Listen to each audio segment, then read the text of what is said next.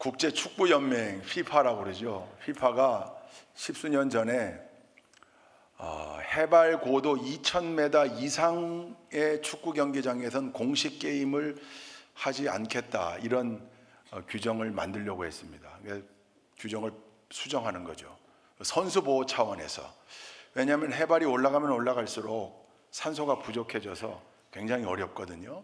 선수 보호 차원이라는 명분을 가지고 해발 고도 2500m, 2500m 이상에서는 우리 게임하지 말자. 공식 게임, 국가대표 간의 A매치라든지 뭐 월드컵 예선이라든지 이런 공식 게임을 하지 않는 걸 골자로 하는 개정안을 발표했다가 엄청난 반발을 사게 됩니다. 어느 나라들로부터이겠어요?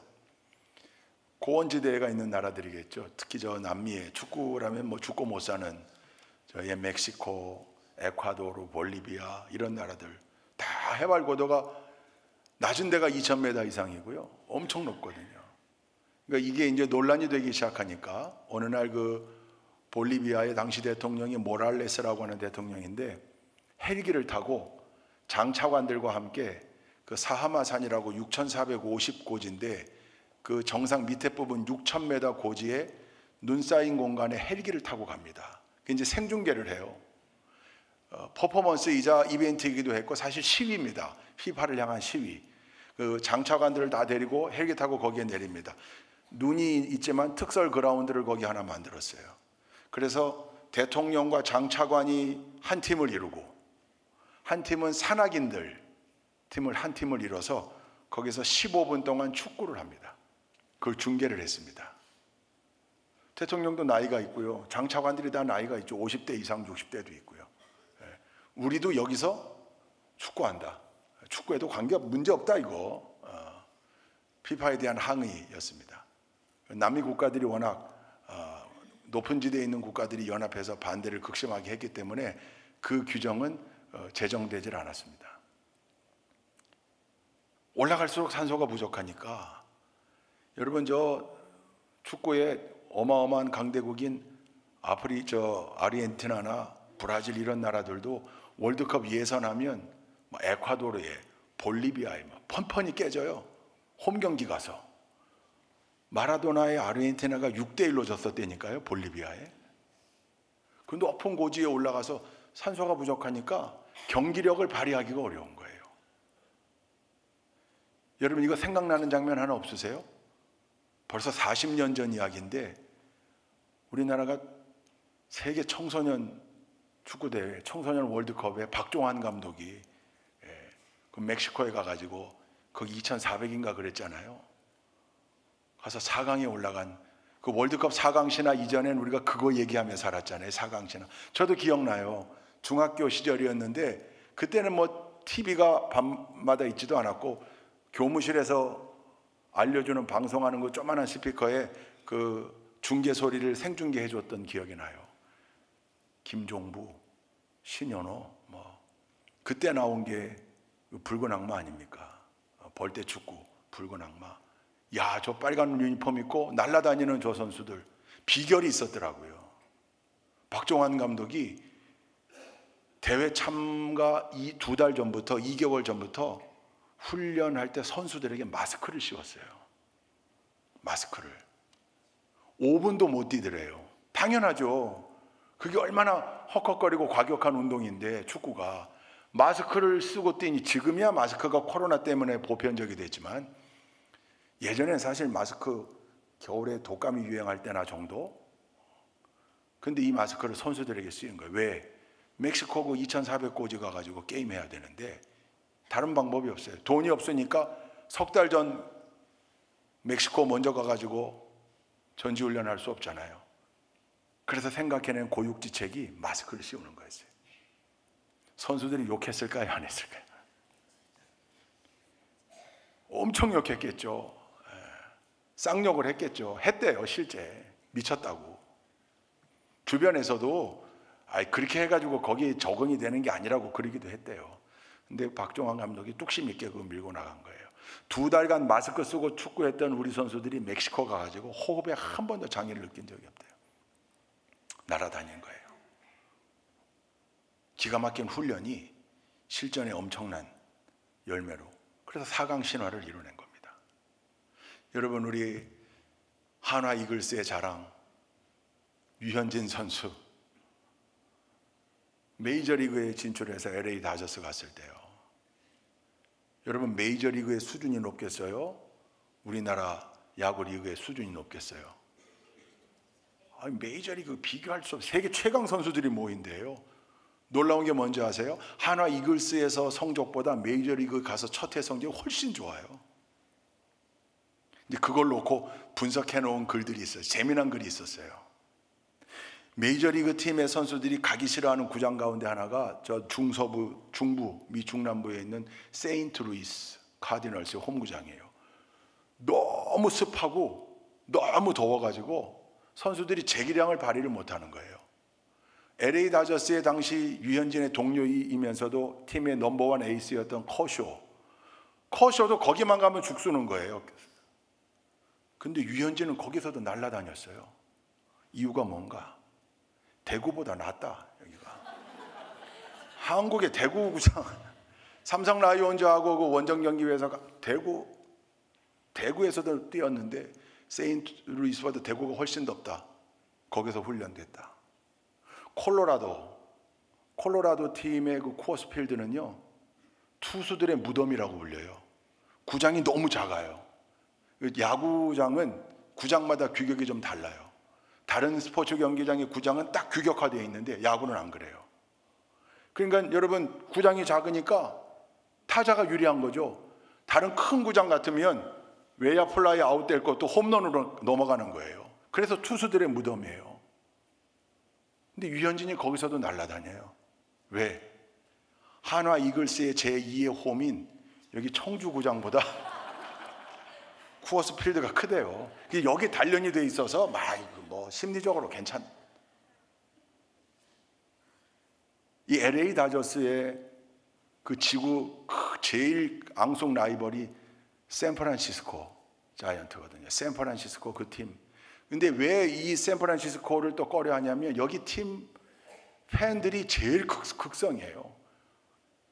엄청난 야유, 엄청난 욕, 원정팀을 향해서. 근데 여기서도 류현진은 전혀 끄떡 없었대요. 뭘 경험했던 거예요? 롯데 사직구장을 경험했기 때문에 롯데보다 훨씬 낫다, 여기가. 재미난 글이죠. 뿐만입니까?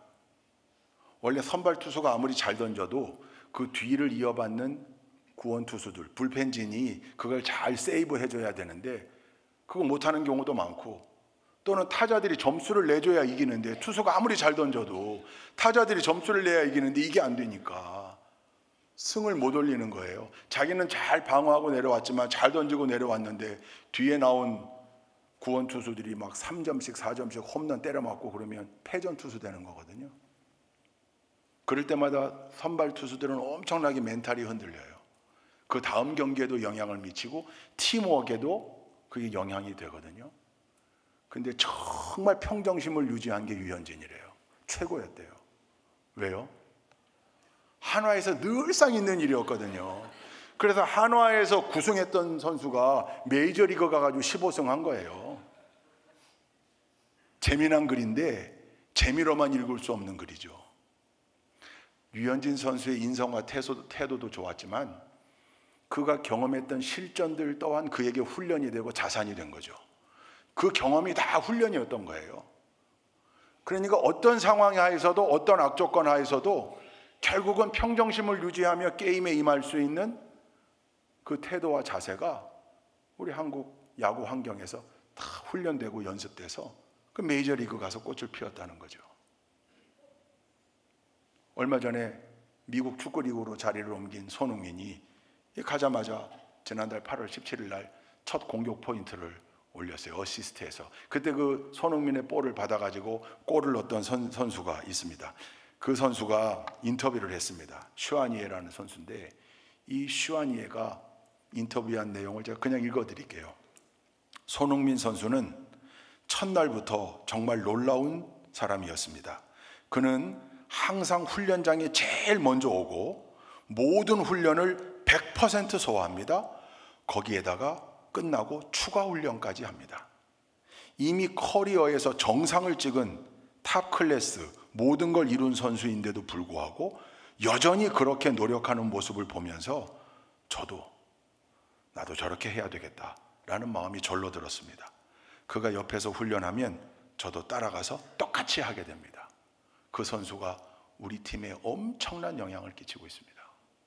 자랑스럽죠. 여러분, 탑 클래스의 선수들은요, 늦게 와요, 훈련에. 그리고 일찍 가요. 그래도 감독이나 코칭 스텝이 뭐라고 안 그런데 왜? 그래도 잘하니까. 골 넣고 공격 포인트 올리고 다 잘하니까. 그리고 마치 그게 탑 클래스에겐 당연한 것인 양, 근데 손흥민은 안 그렇다는 거예요. 연습에 최선을 다한다는 거죠. 그 아버지가 얼마나 어릴 때부터 혹독하게 훈련시켰습니까? 그리고 인성과 태도 훈련을 시켰습니까? 그게 몸에 녹아 있는 거예요. 지금 탑 세계 정상 선수가 됐지만, 물론 그 아버지는 아직도 탑 클래스가 아니라고 말하지만 정상 선수가 됐지만 계속해서 겸손함을 유지하며 훈련만이 살 길이다. 훈련만이 살 길이다. 계속해서. 여러분, 그러니 스포츠에서 이름을 날린 선수들 공통점이 뭡니까? 끊임없이 훈련하는 거예요. 늘 모든 게 훈련이고요. 늘 거기에 몰입해서 한순간 한순간을 놓치지 않는 선수들, 그 선수들이 세계 탑이 되는 거예요. 정점을 찍는 거예요. 이건 비단 운동만이 아니죠. 음악도 마찬가지고 공부도 마찬가지고 어떤 분야든 마찬가지일 겁니다. 그냥 이루어지지 않습니다. 군대도 마찬가지예요. 훈련하지 않는 군대가 승리한다는 걸 들어본 적 있습니까? 말도 안 되는 일이죠. 그래도 훈련장에서 흘린 땀방울이 전장에서 흘리는 핏방울을 아낄 수 있다. 훈련장에서 땀방울을 한 방울 흘리면 전장에서 핏방울 한 방울을 아낄 수 있다. 흘리지 않을 수 있다. 그러니까 군대는 매번 반복이에요. 지루할 정도로 반복이에요. 반복 숙달, 반복 숙달, 반복 숙달. 그게 몸이 체득화될 때까지. 그래서 똑같은 상황이 부여되면 생각보다 몸이 먼저 반응하는 거죠. 몸이 먼저. 그걸 계속 훈련시키는 게 군대예요. 그렇게 해야 전사가 될 수 있어요. 그렇게 해야 용사가 될 수 있어요. 오늘 말씀에 있는 경건, 신앙 마찬가지입니다. 한순간에, 여러분 절대로 그럴 수는 없습니다. 한순간에 구원받을 수는 있습니다. 모든 게 그렇습니다. 예수 그리스도를 한순간에 만날 수 있습니다. 사도 바울도 그랬습니다. 예수를 그리스도로 고백하는 순간 우리가 구원받는 겁니다. 그건 순간일 수 있습니다. 그러나 경건이라고 하는 건 절대로 순간으로 이루어지지 않습니다. 그래서 오늘 사도 바울이 사랑하는 제자 디모데에게 절절하게 코칭하고 있는 말씀인 겁니다. 그 말씀이 하나님의 마음이 그 말씀에 담겨 오늘날 우리에게도 증거되고 있는 거죠. 오늘 본문이 짧으니까 한번 우리 다 같이 다시 한번 읽어볼까요? 6절부터 8절입니다. 함께 읽습니다. 시작. 그대가 이런 교훈으로 형제 자매를 깨우치면 그대는 믿음의 말씀과 그대가 지금까지 쫓고 있는 좋은 교훈으로 양육을 받아 그리스도 예수의 좋은 일꾼이 될 것입니다. 저속하고 헛된 꾸며난 이야기들을 물리치십시오. 경건함에 이르도록 몸을 훈련하십시오. 몸의 훈련은 약간의 유익이 있으나 경건 훈련은 모든 면에 유익하니 이 세상과 장차 올 세상의 생명을 약속해 줍니다. 아멘. 사도 바울이 사랑하는 제자 디모데에게 지금 굉장히 중요한 코칭을 하고 있는데 그리스도 예수의 좋은 일꾼이 될 것을 권면합니다. 그러기 위해서 자라나야 한다고 강조했습니다. 앞부분에. 그리고 난 다음에 다시 강조한 얘기입니다. 경건함에 이르도록 훈련하십시오. 연습하라. 훈련해라. 경건함을 위해서. 여러분, 경건, 한자 경건이 무슨 뜻입니까? 이게 공경할 경자에 정성건자입니다. 그러니까 정성스럽게 공경한다. 마음을 다해 섬기고 모신다. 누구를? 하나님을. 그 상태를 경건함이라고 하는 거예요. 그냥 입술로만 내가 하나님을 믿는다. 경건으로 치질 않아요. 그것만으로는 부족해요. 필요 충분 조건이 될 수 없어요. 그의 중심이 하나님을 향하고 있는가, 정성스럽게 하나님을 섬기기 위해, 공경하기 위해 최선의 노력을 다하고 있는가가 보여질 때 그게 경건이라는 거예요. 그러니까 경건은 쉽지 않아요. 경건이 그냥 이루어지질 않아요. 성경에 경건이라는 단어를 검색해 보니까, 제가 이제 단어 검색을 잘 하잖아요. 개역개정에 보니까 67곳, 67곳, 새 번역은 59곳에. 이제 새 번역이 번역하면서 경건을 다른 단어로 또 번역해 놨더라고요. 그러니까 50군데 이상의 경건이라는 단어가 쓰였어요. 이걸 다 읽어볼 수는 없고 몇 구절만 한번 읽어보십시다. 우리 전도서 8장 12절입니다. 함께 읽습니다. 시작. 악한 사람이 100번 죄를 지어도 그는 여전히 살아있다. 사람들은 말한다. 하나님 앞에 경건하게 살면서 하나님을 두려워하는 사람은 모든 일이 다 잘 되죠. 하나님 앞에 경건하게 사는데 그 사람은 하나님을 두려워한다. 누가복음 2장 25절 말씀도 있습니다. 시작. 그런데 마침 예루살렘에 시므온이라는 사람이 있었는데 그 사람은 의롭고 경건한 사람이므로 이스라엘이 받을 위로를 기다리고 있었고 또 성령이 그에게 임하여 계셨다. 우리가 잘 아는 시므온이라는 사람, 이스라엘의 위로를 기다렸다. 그게 누굽니까? 예수 탄생을 기다렸던 시므온 말하는 겁니다. 그는 경건한 사람이었으므로 그것을 기다렸고 성령이 그에게 임하여 함께 하셨다. 이렇게 표현하고 있습니다. 사도행전 10장 2절도 읽습니다. 시작. 그는 경건한 사람으로 온 가족과 더불어 하나님을 두려워하며 유다 백성에게 자선을 많이 베풀며 늘 하나님께 기도하는 사람이었다. 요 1절에 보면 그가 누군지 나오는데 누굽니까? 고넬료입니다. 이 고넬료는 경건한 사람이라고 평가받았는데 이유는 온 가족과 더불어 하나님을 두려워하고 이웃들에게 자선을 많이 베풀고 구제했던 거죠. 늘 하나님께 기도하는 사람이었다. 이렇게 설명하고 있습니다. 사도행전 22장도 읽읍시다. 12절 시작. 거기에 아나니아라는 사람이 있었습니다. 그는 율법을 따라 사는 경건한 사람으로 거기에 사는 모든 유대 사람에게 칭찬을 받는 사람이었습니다. 요 아나니아는 아나니아와 삽비라 사건의 아나니아가 아닙니다. 동명이인입니다. 사도 바울을 도와줬던, 사도 바울이 다메섹 도상에서 예수님을 만난 이후에 눈이 멀었을 때 성령께서 거기를 찾아가라고 인도했고, 그리고 아나니아에게도 성령께서 말씀하셔서 바울이 찾아올 걸 알고 있다가 그의 머리에 안수하여 그의 눈을 뜨게 하고, 예루살렘 공동체의 지도자들이 사도 바울을 믿지 못했어요. 그때 사도 바울을 보증했던 사람이 아나니아입니다. 근데 그도 경건했다고 그랬는데 말씀 따라 사는 사람이었다. 그렇게 나와 있고 많은 사람들에게 칭찬을 들었다. 그렇게 나와 있습니다. 디모데후서도 한번 읽어봅시다. 2장 16절 시작. 속된 잡담을 피하십시오. 그것이 사람을 더욱더 경건하지 아니함에 빠지게 합니다. 이건 이제 경건의 내용이라기보다는 경건함을 위하여 버려야 될 것. 새 번역은 속된 잡담이라고 그랬고요. 개역개정 옛날 성경에 보면 망령되고 헛된 말 그렇게 돼 있어요. 그걸 버려라. 야고보서 1장 마지막으로 한번 읽어볼까? 26절 27절 시작. 누가 스스로 경건하다고 생각하면서도 혀를 다스리지 않고 자기 마음을 속이면 이 사람의 신앙은 헛된 것입니다.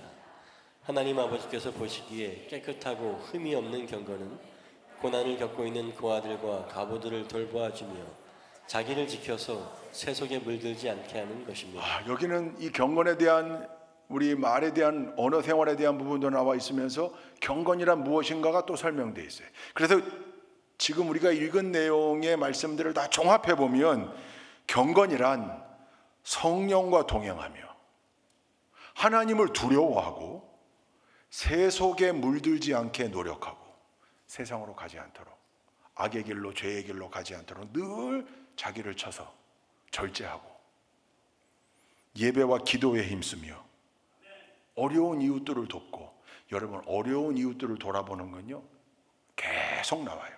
왜 그럴까요? 그들이 다 하나님의 자녀들이기에 그래요.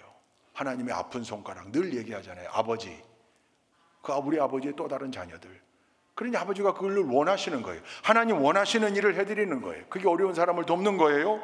그리고 말과 행동을 바르게 하기 위하여 항상 노력하는 것, 이게 경건이라는 거예요. 쉬울까요? 어려울까요? 쉽지 않습니다. 한순간에 경건의 완전을 이루었다라든가 그 사람은 한순간에 경건한 사람이 되었다, 그렇게 표현하는 건 어폐가 있습니다. 그가 한순간에 믿음을 갖게 되었다, 그건 있습니다. 하나님이 주시는 선물 가운데, 위대한 선물 가운데 한순간에 믿어지는 믿음의 선물이 있거든요. 그동안은 안 계신다고 그랬고 어디 하나님이 있냐고 그랬고 보여달라고 그랬고 그러다가 한순간에 그게 다 믿어지는 역사를 체험하는 게 있습니다. 선물이에요. 그런데 그걸 지키기 위해선 경건의 상태를 위하여 늘 훈련해야 되는 거예요. 우리가 오늘 읽은 이 말씀 외에 나머지의 경건은 경건한 사람, 그 사람은 경건한 사람, 이런 수식어로 많이 성경에 등장해 있어요. 그래서 오늘 이 말씀, 우리가 읽은 말씀만 보면 세 사람의 대표가 나와요. 첫째는 예루살렘에서 예루살렘을 떠나지 않고 예수님의 탄생을 일평생 기다렸던 시므온. 그래서 결국은 그 아기 예수님을 만났던 그 사람. 베드로와의 만남을 통해서 복음의 역사적 전환점을 만들어냈던 백부장 고넬료. 예수님을 극적으로 만났던 사도 바울을 돕고 세워줌으로 복음의 위대한 지평을 열게 만들었던 아나니아. 이 사람들이 다 경건한 사람들이라고 성경은 전하고 있는데, 이들의 내용을 보면 결코 쉽지 않은, 말씀 가운데 살고 하나님을 두려워하며 이웃에게 사랑과 자선을 베풀고 늘 하나님께 기도하는 그 모습, 그 신앙의 모습, 이걸 위해서 우리는 늘 훈련해야 한다. 경건을 위한 훈련이 필요하다는 걸 늘 먼저 자각해야 한다. 할렐루야. 저절로 이루어지지 않는다. 여러분, 저절로 이루어지지 않습니다. 신앙생활의 연수가 이걸 담보하지 않습니다. 다만 오래 신앙생활 했다는 얘기는 오래도록 훈련의 기회가 있었으므로 그가 더 경건하고 믿음이 좋은 사람이 되었을 것이라고 추정되어지는 것일 뿐, 실제 내용을 보면요, 평생 신앙생활 했는데도 이제 걸음마 단계에 있는 새신자보다 못한 믿음이 있습니다. 실제로 그렇습니다. 왜 그렇습니까? 경건을 훈련하겠다는 생각이 없었기 때문입니다. 잘할 생각이 없었습니다. 그러니까 그는 리얼 크리스찬이라고 말하기에 부족하니까 그는 그저 철치 고우어, 교회 다니는 사람, 교회를 그저 하나의 멤버십으로만 생각하는 사람. 이 불행이죠, 불행. 그러니 거기에는 그 어떤 영향력도 없고 거기엔 그 어떤 신앙의 역사도 일어나질 않습니다. 안타까운 일이죠. 그래서 우리에겐 훈련이 필요합니다. 이걸 오늘 여러분 모두가 마음에 새기고 자각해야 할 줄로 믿습니다. 성경은 이 대목, 7절의 대목을 여러 가지로 번역해 놓고 있습니다. 개역 한글 성경에 보면 오직 경건에 이르기를 연습하라 그랬어요. 개역 개정에 보면 경건에 이르도록 내 자신을 연단하라 그랬어요. 새 번역에 보면 경건함에 이르도록 몸을 훈련하십시오 그랬고요. 공동 번역에도 훈련을 쌓으시라고 했고, 현대인의 성경에도 훈련이라고 했어요. 그러니까 세 단어가 쓰였네요. 연습, 연단, 훈련. 영어 성경은 어떨까요? 제일 보편적인 영어 성경인 NIV, New International Version인데, 이 NIV에 보면 train yourself 그랬습니다. 트레이닝 하는 거죠. train. 스탠다드 바이블에 보면 discipline 그랬습니다. 제자 훈련할 때 저 용어를 씁니다. discipline. 옛날 성경 킹 제임스 버전에 보면 exercise. 그러니까 영어도 세 단어를 썼어요. 이렇게 번역했어요. 저마다 다르게 번역한 거. 온도차가 있어요. 뉘앙스, 어감의 차이가 있습니다. 훈련, 연단, 연습, exercise, discipline, train. 다 저마다의 어감의 차이가 있어요. 이걸 종합하면 됩니다. 반복해야 하고 의지를 가지고 의도를 가지고 훈련해야 하고 그 훈련에 자발적으로 참여해야 한다. 이 뉘앙스가 이 세 개 단어들이 가지고 있는 뉘앙스예요. 의도를 가지고, 즉 목적을 가지고, 그리고 의지를 가지고 되는 대로 내어주는 게 아니라 열심히 훈련해서 열애하지 말고, 그리고 반복적으로 exercise. 여러분, 모든 훈련은 반복이에요. 모든 훈련은 반복이에요. 성경 필사 옛날에 한번 했슈. 그래서요, 반복하는 거예요. 성경 통독 한 번만 하고 끝내요? 아니요. 100독 200독 하는 이유가 뭐예요? 계속 반복하는 거예요. 경건에 이르는 연습, 훈련, 연단이 얼마나 어려운 일인가를 성경 번역본의 용어를 통해서도 알 수 있습니다. 이 모든 것을 다 종합해서 끊임없이 목표, 목적과 의지를 가지고 반복해라. 그래야 너희의 경건이 하나님이 원하시는 상태, 하나님이 기뻐하실 만한, 하나님이 인정하실 만한 경건의 모습을 취할 수 있다. 이게 오늘 말씀의 핵심입니다. 그러니까 우리에게 훈련이 필요하다는 것 인정하시면 아멘. 저절로 이루어지지 않는다는 것, 시간이 간다고 이루어지지 않는다는 것, 훈련이 필요하다는 걸 오늘 마음에 새기시기를 주님의 이름으로 축원드립니다. 전통적으로 기독교 역사 가운데 늘 말했던 세 가지 훈련이 있습니다. 첫째, 비우는 훈련. 둘째, 채우는 훈련, 비운 공간에. 셋째, 채워진 걸 나누는 훈련이에요. 이게 늘 말하는 비우는 훈련. 뭘 비우는 걸까요? 그렇죠. 탐욕, 욕심, 증오, 미움, 혐오. 요즘 혐오라는 단어가 심심찮게 등장해요. 그 어떤 상황에서도 우리 믿음의 사람들에게 증오, 혐오는 예수 정신에 맞지 않습니다. 반대할 수는 있습니다. 의견에 반대할 수는 있습니다. 무슬림들이라 할지라도 혐오해서는 안 됩니다. 그게 예수 정신입니다. 혐오에다가 신앙의 의미를 갖다 붙이면 그게 IS입니다. 그러니 갖다가 참수하고 목 잘라 죽이고 별짓을 다 하는 겁니다. 이런 마음들을 비워내는 거예요. 비우는 훈련. 근데 그 비워진 공간에 두 번째 채워야 되잖아요. 뭘 채울까요? 말씀, 사랑, 평강, 할렐루야. 이런 걸로 채우는 거예요. 채워져야 되는 거죠. 그리고 채운 거 가지고 나만, 채워진 거 가지고 나만? 아니요. 채운 걸 나눈대요. 말씀을 나누는 것, 그게 전도예요. 복음을 나누는 것, 사랑을 나누는 것, 그게 선행이고 구제입니다. 평강을 나누는 것, 그게 위로, 격려예요. 응원이에요. 나눠주는 거예요. 자꾸 나눠주는 거예요. 근데 놀랍게 나누는 건 비우는 거랑 달라요. 나누는 게 비우는 효과가 생기는 게 아니라 나누면 나눌수록 여기가 곱해지는 거예요. 멀티플이 되는 거예요. 그게 신앙의 비밀이에요. 할렐루야. 기독교는 역사 가운데 늘 이 세 가지 훈련을 하라고 가르쳐 왔어요. 비워라, 채워라, 나눠라. 근데 이건 이론이에요. 비우기 위해서, 채우기 위해서, 나누기 위해서 뭘 해야 하는가 그러면 실체적으로, 실전적으로 뭘 해야 하는가? 많은 사람들이 이런 과목을 얘기했죠. 그 대표자가 제가 오늘 여러분께 소개하려고 하는 유명한 영성신학자 리차드 포스터입니다. 많이 들어보셨을 거예요. 리차드 포스터. 저 미국의 아주사 퍼시비 대학교, 저 미시간의 아버 대학교에서 영성신학 교수로 오랫동안 일했고 많은 저서를 남겼어요. 제가 고등학교 졸업하고 감신대 가가지고 입학식 하기 전날 기숙사에 짐을 나르고 그 오후에 점심 먹고 감신대 서점, 그 종합관 지하 서점이 있었습니다. 서점에 갔을 때 처음 제 눈에 들어온 책이 리차드 포스터의 책이었어요. 너무 강렬했거든요. 두꺼운 책인데, 노란색 표지에 두꺼운 책인데, 책 제목이 이건 발음하기가 좀 그런데 SEX 권력 그랬어요. 그래서 야, 뭔 책 제목이 이래. 그리고 그걸 빼봤더니 그 리차드 포스터의 책이었습니다. 그 제가 감신대 가서 처음으로 산 책이었습니다. 두꺼운 책이지만 그 책을 읽으면서 굉장히 많은 도전을 받았어요.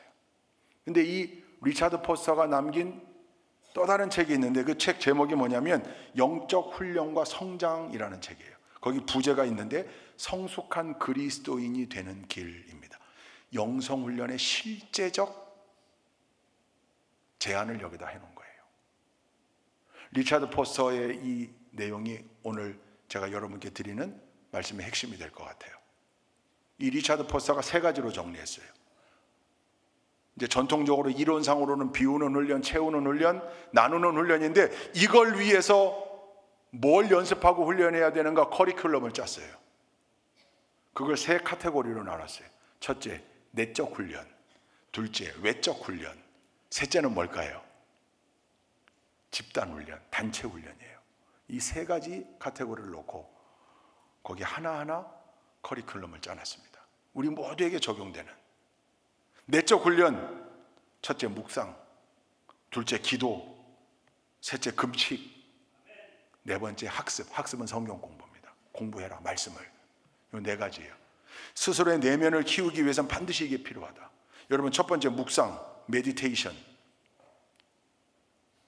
여러분, 뭘 묵상하십니까? 뭘 묵상해야 되겠어요?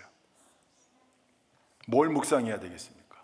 복 있는 사람은 악인의 꾀를 쫓지 아니하며 오만한 자의 자리에 앉지 아니하고 죄인의 길에 서지 아니하며 오만한 자의 자리에 앉지 아니하고 오직 여호와의 율법을 즐거워하여 그 율법을 주야로 묵상하는 자로다. 뭐를요? 말씀이겠죠. 율법. 그게 말씀이잖아요. 늘 말씀을 묵상하는 거예요. 이게 얼마나 큰 무기입니까? 여러분, 말씀이 그냥 지나가게 하십니까? 말씀이 지나가면 안 됩니다. 말씀이 내 안에 머물러야 합니다. 말씀을 읽을 때, 말씀을 암송하게 될 때, 말씀이 들려올 때, 말씀이 그냥 늘 지나가는 사람, 안타깝습니다. 그 많은 말씀들 중에 어떤 말씀은 내 안에 머물러야 합니다. 그래서 늘 그걸 묵상하는 거예요. 그냥 지나가는 말씀들은 보편적 진리, 로고스의 말씀이라면, 내 심령을 꽝 하고 때리는 말씀은 레마의 말씀이라고 우리가 구별하죠. 그게 내 안에 머무는 거예요. 그럼 그 머문 말씀을 뭐 하는 겁니까? 묵상하는 거예요. 깊이 묵상하다 보면 그 말씀이 예전에 느끼지 못했던 새로운 감정을 느끼기도 하고, 새로운 진리를 발견하기도 하고, 새로운 적용점을 찾기도 합니다. 그게 묵상의 힘이에요. 근데 말씀만이 묵상이 아니라고 저는 얘기하고 있어요. 첫 번째 가장 근간이 말씀의 묵상이라면, 두 번째 사건도 묵상해라. 역사적 사건, 십자가 예수님의 십자가 사건 묵상해라. 뿐만 아니라 내 삶 가운데 일어나는 일도 묵상해라. 여러분, 이 일을 묵상하면 어떤 효과가 있을까요? 내가 겪은 일, 왜 내게 이런 일이 생겼을까? 내가 그때 이런 일을 당했는데, 이런 일을 만났는데 그게 왜일까? 나는 그때 내가 그렇게 대처했던 게 가장 좋은 방법이었을까? 이렇게 묵상하면서 깔때기처럼 어디로 가게 돼 있습니까? 묵상을 하다 보면, 여러분, 그냥 묵상이 아니에요. 망상이 아니에요. 그냥 생각나는 대로 따라가는, 멍 때리면서 들어오는 생각의 폭발이 아니에요.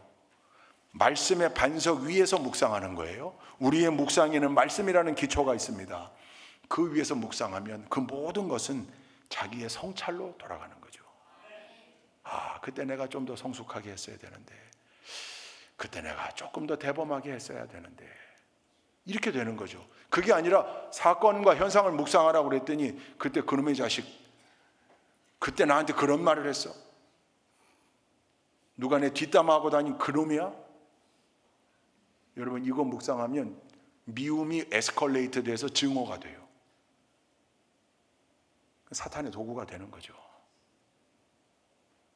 말씀 위에서 묵상하되 사건과 내 삶을 묵상하고 돌이켜보고, 때로는 내 기도 제목을 놓고 내 기도 제목을 묵상하고 내 비전을 묵상할 때 늘 하나님이 거기에 주시는 새로운 통찰이 있는 겁니다. 영어로 그걸 인사이트라고 말해요. 인사이트. 그전엔 몰랐어요. 너무 평범한, 당연하다고 생각했던 일인데 새로운 생각, 그게 대부분 자기 성찰로 돌아가요. 아, 내가 조금 더 낮아져야 되겠다. 나를 조금 더 깎아내야 되겠다. 이게 묵상이 주는 유익입니다. 이 묵상 과목, 이 커리큘럼이 여러분의 훈련 과목이 될 수 있기를 주님의 이름으로 축원드립니다. 두 번째가 기도. 이건 뭐 우리 기도 너무 잘 알죠? 근데 여러분 꼭 잊지 말아야 할 게 있어요. 기도는 인터랙션이에요. 상호작용이에요. 누구와? 하나님과. 내 혼자만 하나님께 와라라라라라라라가 기도가 아니잖아요. 우린 너무나 잘 알잖아요. 내가 그렇게 했으면 아버지 되시는 하나님이 나에게 응답을 주신다. 상호작용임을 깨달아야 돼요. 그래서 리차드 포사가 책에 뭐라고 썼냐면, 기도는 하나님께 무언가를 얻어내기 위하여 하는 수단이 아니라 하나님과의 친밀한 교제 그 자체다. 그렇죠. 대화니까. 기도는 전제가 있습니다. 두 가지 전제가, 대전제가. 첫째, 내 기도를 들으시는 하나님이 계시다. 둘째, 그 하나님이 내 기도를 듣고 응답하신다고 약속하셨다. 요 전제 속에 내가 기도하는 거거든요. 그러니 내가 하나님 앞에 기도하면 그 하나님이 내게 주시는 응답에 귀를 기울여야 되는 거죠. 그래서 교제가 되는 거예요. 교제. 그래서 가끔 자기를 다시 돌아봐야 돼요. 지금 내 기도에 하나님이 이미 응답하셨는데 내가 지금 주파수를 맞추고 있지 못하는 건 아닌가? 주파수를 잘못 맞추면 들을 수가 없죠. 결국은 또 자기 성찰로 돌아가요. 지금 내 포지션이 이 소리를, 하나님의 말씀을 들을 수 없는 난청지역,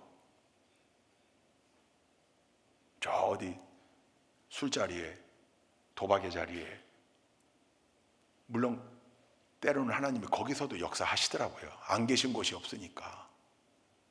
그런데 내가 늘 거기에만 가 있다면 여러분, 거기는 난청지역이에요. 내 위치를 바꿔야 돼요. 이게 기도를 통하여 우리가 훈련하는 모든 훈련 과목에 들어가 있어요. 그러니까 기도하며 언제나 하나님 앞에 내 삶을 내어놓되 응답하시는 하나님 귀 기울이기 위하여 노력하는 것까지가 기도 훈련이에요. 그 기도 훈련에도 열심을 내시기를, 의지를 가지고 참여하시기를 주님의 이름으로 축원드립니다.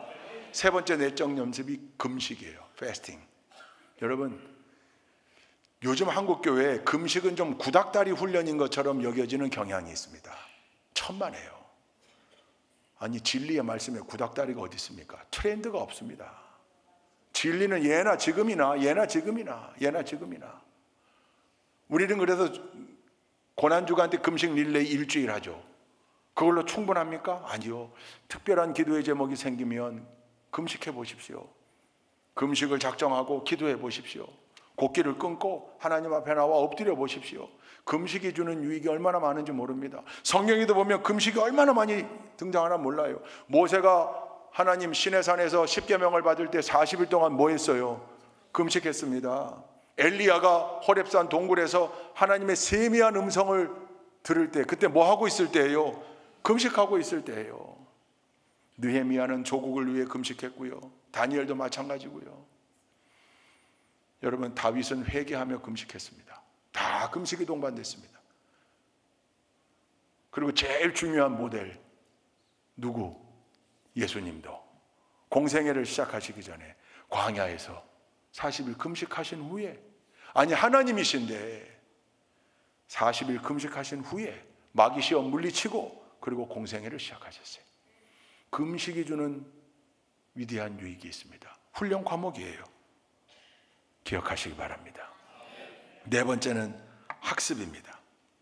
성경 공부입니다. 다른 거 공부하는 거 아니고 말씀, 늘 말씀을 읽고 말씀을 암송하면 제일 좋아요. 말씀을 묵상하고 말씀을 읽고 말씀을 묵상하고 말씀을 암송하고 필사도 하고 말씀 속에 살기 위해 노력하는 거예요. 모든 성경은 하나님의 감동으로 된 것으로 교훈과 책망과 바르게 함과 의로 교육하기에 유익하니 그랬습니다. 뭐가요? 말씀이요. 그래서 이스라엘 민족이요 2000년 동안 나라 없이 떠돌면서 민족적 정체성을 지킬 수 있었던 근간 가운데 하나가요 말씀이었어요. 여러분, 신명기 6장에 보면 그걸 쉐마라고 그러죠. 쉐마, 들으라 이렇게 나와요. 한번 읽어볼까요? 4절부터 9절인데 한번 읽어보시겠습니다. 시작. 이스라엘은 들으십시오. 주님은 우리의 하나님이시요 주님은 오직 한 분뿐이십니다. 당신들은 마음을 다하고 뜻을 다하고 힘을 다하여 주 당신들의 하나님을 사랑하십시오. 내가 오늘 당신들에게 명하는 이 말씀을 마음에 새기고 자녀들에게 부지런히 가르치며 집에 앉아 있을 때나 길을 갈 때나 누워 있을 때나 일어나 있을 때나 언제든지 가르치십시오. 또 당신들은 그것을 손에 메어 표로 삼고 이마에 붙여 기호로 삼으십시오. 집 문설주와 대문에도 써서 붙이십시오. 아멘. 이 유명한 이게 쉐마예요. 여러분, 그래서 여기 마음을 다하고 뜻을 다하고 힘을 다하여 하나님을 사랑해야 됩니다. 잊지 말아야 합니다. 이 말씀을 잊으면 안 됩니다. 그러니까 새기십시오. 외우십시오. 늘. 그래서 만들어진 게 있어요. 매추자라고 하는 거예요. 8절 9절에 보면 집 문설주와 대문에도 써서 붙이십시오 그랬잖아요. 매추자 한번 열어보실래요? 사진이 있어요. 유대인들의 집에 가면 이스라엘은 물론이고 전 세계 디아스포라 유대인들 집에 가면 입구에 저렇게 해놨어요. 유대인 호텔에 가면 모든 방 입구마다 저걸 붙여놨어요. 저기 케이스예요. 저걸 메추자라고 그래요. 저 뚜껑을 열면 그 안에 돌돌말이 말씀이 있는데 그게 이 말씀이에요. 거기 그 안에 들어가 있어요. 그 다음 사진 저렇게 해요. 항상. 그래서 들어갈 때 키스해요. 나올 때 키스해요. 늘 말씀을 기억하자 그 말이에요. 하나님을 사랑하는데 마음과 뜻과 힘을 다하여. 뿐만 아닙니까? 여기 말씀해 보니까 손에 메어 표로 삼고 이마에 붙여 기호로 삼으라고 그랬더니 유대인들이 자기 전통에서 이런 걸 만들어냈어요. 테필린이에요. 쪽두리처럼 이마에. 저 쪽두리 안에 그 말씀이 들어가 있어요. 손목에 팔뚝에 저기 가죽이에요. 저게 저 테필린이에요. 저기 그 말씀이 새겨져 있는 가죽. 마치 저 헤비메탈하는 음악인처럼 저렇게 해놔. 저건 종교인들이 어린아이에게도 쪽두리 씌우고 저렇게 실천하고 있는 거예요. 물론 우리는 구약에 머물러 있지 않고 예수 그리스도의 가르침으로 모든 말씀이 완성되어 하나님 사랑에 이웃 사랑이 덧붙여진 두 계명이 우리에게 주어졌는데 늘 기억해야 된다. 뭐를? 그 말씀을. 그러니 공부하고 잊지 말고 새기고. 이게 내적 훈련이에요. 이 네 가지 훈련을 통해 우리가 내적으로 경건에 이르는 연습을 하고 훈련하고 단단해지면 외적 훈련도 함께 해야 되는데, 외적 훈련의 네 가지는 무엇인가? 첫째, 단순성, simplicity, 단순함의 훈련. 격가지들 쳐내고 복잡해서는 안 된다. 삶의 영역에서도 늘 쳐내라, 단순하게. 여러분, 신앙생활할 때 방해되는 많은 요소들이 있잖아요. 그 정리하는 거죠. 기독교 영성의 핵심 요소 중에 하나가 단순성이에요. 리차드 포스도 이걸 강조했어요. simplicity. 두 번째, 홀로 있기. 혼자 있으되 스마트폰을 가지고 있는 거 말고요. 혼자 있으되 음악을 듣고 유튜브 보는 거 말고요. 다 내려놓고 혼자 있는 연습 시간을 가져라. 결국 뭐 하겠어요? 말씀을 묵상하고 기도하고 홀로 있는 시간을 가질 것. 세 번째, 복종의 훈련. 네 번째, 섬김의 훈련. 복종, 순종. 자기 의지와 뜻과 대비되지만 그럼에도 불구하고 하나님 말씀이라면 그걸 내려놓고 따르는 거예요. 쉽지 않아요. 여기 중요한 게요, 섬김의 훈련. 이게 서비스라고 나와요. 봉사입니다. 그 내용을 읽어보면 우리 한국교회가 지금 점점 잃어버리고 있는 땀 흘리는 봉사를 꺼려하는 것. 우리 교회는 자랑이에요. 우리 지역에 돌아가면서 식사 봉사 때마다 안에 들어가면 그 봉사하시는 분들, 설거지하는 분들, 식기세척기 앞에 있는 분들 온몸이 다 젖었어요. 격려하러 들어갔다가 늘 죄송한 마음으로 나와요. 다 젖었어요. 다 젖을 수밖에 없어요. 대형 에어컨을 거기다 설치해놨지만 그래도 젖어요. 한여름엔 땀이 날 수밖에 없어요. 그래도 그거 하는 거예요. 우리는 돌아가면서 해요. 청주에도 보니까 이렇게 돌아가면서 하는 옛날 전통을 이어가는 교회가 많지 않아요. 근데 여러분, 이게 훈련이라고요. 훈련 과목이에요. 땀 흘리는 봉사가 훈련 과목이에요. 그리고 리차드 포스는 뭘 강조했냐면 이 땀 흘림이 사람에게 보여주기 위함이 아니라 하나님 앞에서, 그러니까 누가 알아주기를 원치 말아라. 근데 저는 목회하면서 그래도 사람은 알아주는 격려가 있어야 된다. 그 생각을 해서 제가 늘 박수치고 알아주자. 그래도 지나가는 분들이 많겠죠. 다 못하니까. 중요한 건 알아주지 않았다고 시험 들면 안 된다.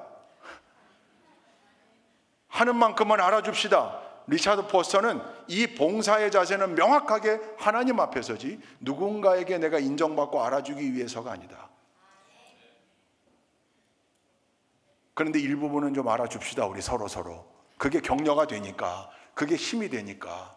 여러분, 순종의 훈련까지 더해서 이 네 가지의 외적 훈련, 단순하게 삶을 정리하는 것, 늘 복잡하지 않게 살려고 노력하는 것, 홀로 있는 시간을 가지는 것, 순종하고 복종하는 훈련, 말씀 앞에 엎드리는 훈련이죠. 그리고 섬김과 봉사에 클린 로드 데이 나오고, 봉사할 때 나오고, 책임 지역들이 있는데 나와서 함께하고. 감동이에요. 보니까 10수년 넘게 우리 그 버섯등을 닦는 권사님 두 분이 계시더라고요. 나 얼마 전에 알았어요. 한번 그 더럽혀지기만 하면 와서 그걸 닦는 거예요. 화장실 청소 오랫동안 하시는 분들 알아요. 감동이에요. 누군가는 모르게 지금 우리 교회 어디서 땀 흘리고 있기 때문에 이게 돌아가는 거예요. 그 봉사, 외적 훈련에도 최선을 다하는 우리 모두가 되기를 주님의 이름으로 축원드립니다. 마지막 집단 연습, 단체 훈련, 집단 훈련. 그게 고백의 훈련, 예배의 훈련, 인도하심을 받는 훈련, 축제의 훈련이 있는데요. 한 가지만 여러분 강조합니다. 뭐겠습니까? 예배입니다. 예배. 여러분 지금 이 예배가요 엄청나게 중요한 과목입니다. 예배의 자리를 지킬 때 말씀도 더 가까워질 수 있고요, 하나님과 나와의 관계를 다시금 재확인하고요, 하나님의 언약의 말씀을 갱신하는 자리입니다. 그러니까 예배 없는 묵상 큰일 납니다. 예배 없는 묵상 이거 큰일 날 소지가 많아요. 예배는 안 드리는데 성경 공부만 디립다 열심히 해요. 그럼 모여라 꿈동산 가분수 되는 거예요. 머리만 커져가지고 어떤 말씀도 은혜가 안 돼. 자기가 알고 있는 지식 가지고 아까 얘기하다 보니까 저거 다른 것 같은데 틀린 것 같은데 어디 말씀, 은혜가 안 돼요.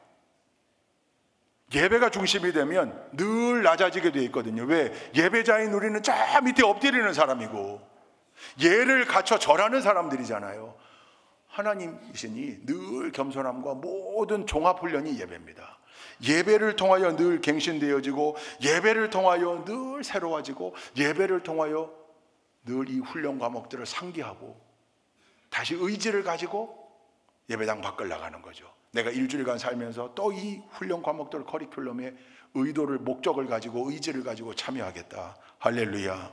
그러니 예배는 늘, 그래서 예배를 드리는 일에도 늘 우리가 신경 써야 돼요. 예배자의 모습 흐트러지지 않게 그냥 막 맨날 막 다른 거 오면 신경 쓰고 스마트폰 계속 예배 설교하는 거 검색하는 건지 뭐 하는 건지 안 돼요. 이건 급한 연락이 있는 건 어쩔 수 없지만 그 예배자의 모습이 아니에요. 이제 우리 어르신들 가운데는 화장실을 자주 가셔야 되는 분들이 있어요. 그건 괜찮아요. 걱정하지 말고 다녀오세요. 괜찮아요. 다 이해해요. 하나님도 이해하실 거예요. 신뢰하면 안 되잖아요, 바지에. 근데 특별한 이유 없이 항상 들락날락하는 잘못된 습관을 가진 분들이 있어요. 예배의 중요함을 모르는 거예요. 예배가 얼마나 중요한가. 이 훈련에 집중하게 되면 여러분 함부로 할 수 없어요. 집중하게 돼 있어요. 마음을 다 모으게 돼 있어요. 이게 훈련이에요. 여러분 지금 훈련에 참여하고 있는 거예요. 이 훈련을 등한히 하게 되면 결코 성장할 수 없고 경건의 모습을 담보할 수가 없어요. 리차드 포스터가 제시하는 이 내용들이 리차드 포스터의 독창적인 의견일까요? 천만에요. 기독교 2000년 역사 가운데 수많은 믿음의 선배들이 강조해 온 거예요. 그걸 집대성하고 정리해 놓은 것뿐이죠. 우리도 처음 듣는 얘기입니까? 하나도 없죠. 다 아는 얘기예요. 근데 이걸 커리큘럼이라고 생각해야 돼요. 오늘부터 여러분 머릿속에 반드시 기억해야 할 건 훈련해야 된다. 근데 그게 뭐요? 그래서 뭐 제자 훈련반 아니요. 그것도 중요하지만 우리의 일상의 모든 게 훈련이어야 돼요. 오늘 여기서 말한 대로. 그리고 가장 중요한 예배 단체 훈련에 열애하지 않도록 단체 훈련의 자리를 지키는 우리 모두가 돼서 언제나 경건에 이르는 훈련을 통해 경건의 모습으로 하나님을 기쁘시게 하고 그 모습으로 영향을 끼치고 열매를 맺고 천국 가는 그날까지 아름다운 모습으로 살아가는 우리 모두가 될 수 있기를 주님의 이름으로 축원드립니다. 제가 한번 말씀드렸던 내용인 것 같은데 네덜란드 리버티 유니버시티의 미술사 교수였던 한스 로크마커가 책 썼는데 제목이 좋아요. 예술은 변명을 요하지 않는다. 여기 한 대목이 나와요. 일본의 전설적인 명화가 호쿠사이에 대한 얘기예요. 기가 막힌 명화가인데 친구가 있어요. 절친이에요. 친구가 어느 날 와서 부탁해요. 여보게 친구 나 수탉 그림 좀 그려주게. 수탉 그림을 집에 붙여놓으면 좋다고 그래서 수탉 그림을 그려달라고 왔어요. 이 호쿠사이가 그래 내일 오게. 내일 갔더니 일주일 있다 오게. 일주일 있다 갔더니 한 달 있다 오게. 3개월 있다 6개월 있다 2년이 지나요. 2년째 되는 날 이 친구가 다짐하고 갔어요. 오늘도 만약에 미루면 내가 절교한다. 그리고 가서 호쿠사이에게 얘기했더니 또 자기에게 시간을 더 달라고 그래요. 그래서 화를 냈어요. 그랬더니 잠깐만 진정하게. 알았네. 종이를 갖다 놓고 10분 만에 기가 막힌 수탉 그림을 그려냈어요. 이 친구가 수탉 그림을 받고 덜덜덜덜덜덜 떨었대요. 너무 기가 막힌 그림이라 살아있는 수탉 같더래요. 이 수탉이 당장이라도 회를 치면 나올 것 같더래요. 그런 기가 막힌 그림. 잠시 그 그림에 감동이 돼서 손을 떨다가 이내 분노로 손을 떠는 거예요. 내팽개친 거죠. 왜? 10분이면 될걸 2년 동안 기다리게 했잖아요. 얼마나 짜증이. 그랬더니 이 호쿠사이가 조용히 친구의 손을 잡고 방으로 하나 안내해서 방문을 열었대요. 습작실, 연습실인데요. 깜짝 놀랐대요. 그 연습실, 호쿠사이 연습실 사방 벽면이 전부 수탉 그림으로 붙여져 있는 거예요. 뭐예요? 친구에게 그 명화가인데도 불구하고 친구에게 기가 막힌 작품을 선물하기 위해서 2년간 틈날 때마다 연습한 거예요. 그러니 이건 10분 만에 그린 그림이 아니라 2년 만에 그린 그림입니다. 2년 동안. 그 기가 막힌 실력자도 끊임없이 연습하고 훈련하거늘 우리는요 필요합니다. 신앙은 훈련입니다. 연습입니다. 늘 훈련받고 여기에 참여하여 귀한 믿음의 일꾼들이 그리스도 예수의 좋은 군사들이 다 되시기를 주님의 이름으로 축원드립니다.